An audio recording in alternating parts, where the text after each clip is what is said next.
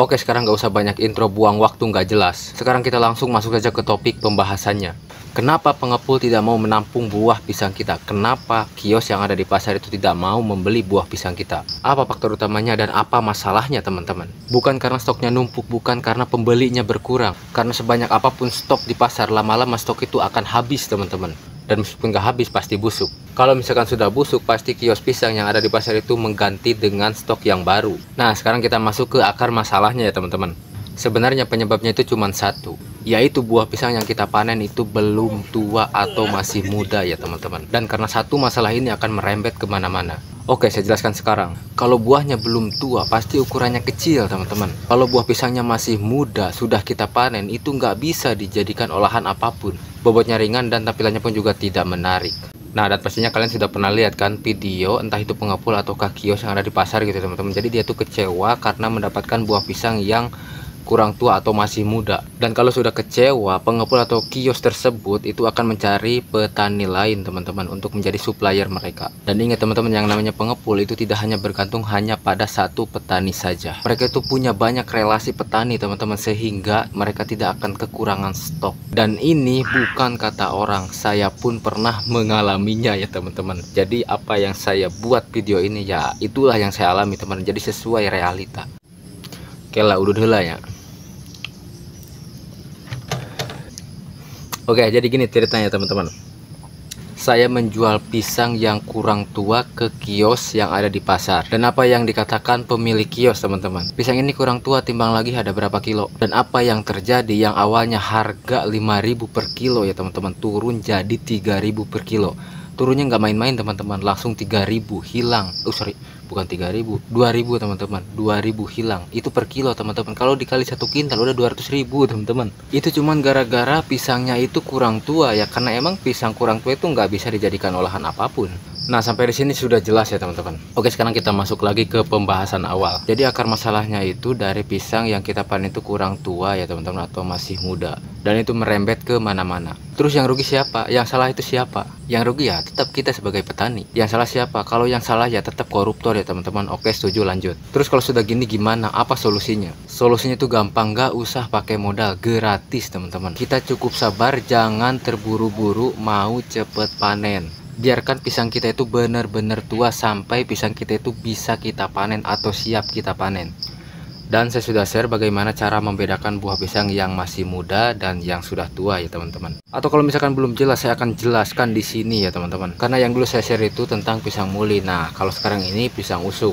Pisang usuk atau pisang kapas atau pisang bagja atau pisang galek, pokoknya pisang-pisang besar ya, teman-teman. Jadi cara yang pertama itu kita tandai kapan induk pisangnya itu mengeluarkan jantung. Jangan lupa catat tanggalnya. Biasanya pisang-pisang tersebut yang saya sebutkan tadi, masa tuanya itu sekitar 3 sampai dengan 4 bulan kalau pengen benar-benar tua gitu. Tergantung dari sisirannya juga ya, teman-teman. Kalau misalkan sisirannya sedikit, otomatis masa tuanya itu bisa lebih cepat. Nah, kalau misalkan sisirannya banyak, ya bisa lebih lambat juga. Kenapa lama sekali? Ya emang lama, teman-teman, kalau misalkan kita pengen buah pisang kita itu sudah benar-benar tua dan bisa kita panen terus kita jual.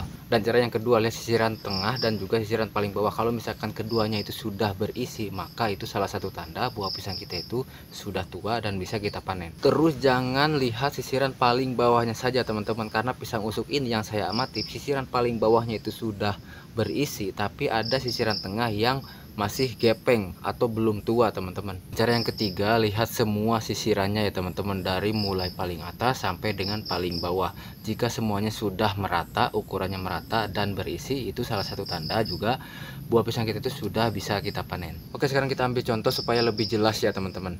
Oke, sekarang kita ambil contoh pisang yang ini, teman-teman. Ini belum tua ya, teman-teman. Sekarang kita lihat sisiran paling bawah. Ini sisiran paling bawah sudah cukup berisi atau sudah berisi lah ya, teman-teman. Tapi kita lihat sisiran paling tengah atau yang tengah, teman-teman. Yang ini nih. Yang ini nih. Nah, ini.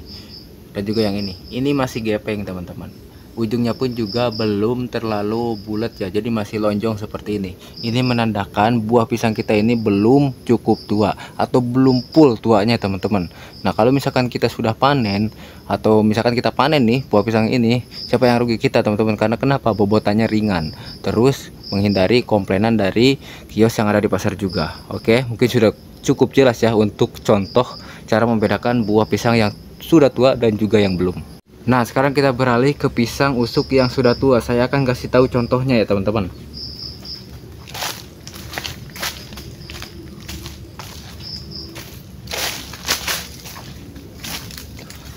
Oke, kita lihat ini ya.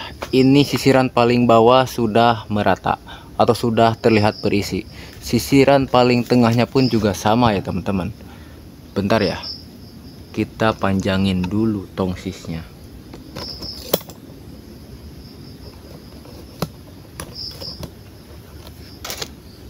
Nah, teman-teman bisa lihat sendiri di sini. Ini sudah cukup tua ya. Sisirannya pun atau buah pisangnya pun juga sudah terlihat lebih merata. Nah, ini menandakan buah pisang kita itu sudah bisa kita panen. Nah, kebetulan ini sisirannya sedikit ya teman-teman.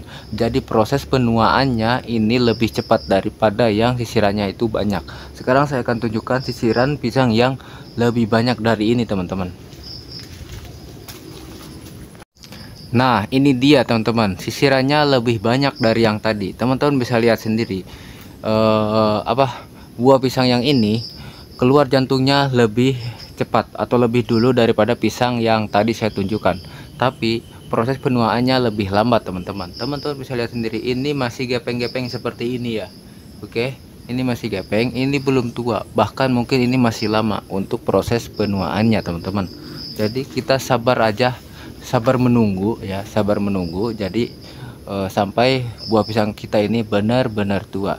Jadi jangan dulu kita panen sampai buah pisang kita ini siap untuk kita panen terus kita jual. Oke, mungkin sudah cukup jelas ya teman-teman. Oke, mungkin tadi sudah cukup jelas ya teman-teman. Jadi ingat, pisang usuk ini tidak seperti pisang muli. Jadi tidak serentan pisang muli, karena pisang usuk ini kulitnya itu lebih tebal daripada pisang muli. Kalau misalkan pisang muli kita biarkan sampai benar-benar full tua, itu bisa pecah. Kalau pisang usuk ini tidak ya teman-teman. Jadi kelebihannya itu. Jadi kita bisa membiarkan atau kita bisa menunggu si pisang usuk ini benar-benar tua, bobotnya itu berat, dan bisa kita panen teman-teman. Oke, mungkin cukup sekian dari saya. Semoga bisa bermanfaat. Assalamualaikum warahmatullahi wabarakatuh. Mantap.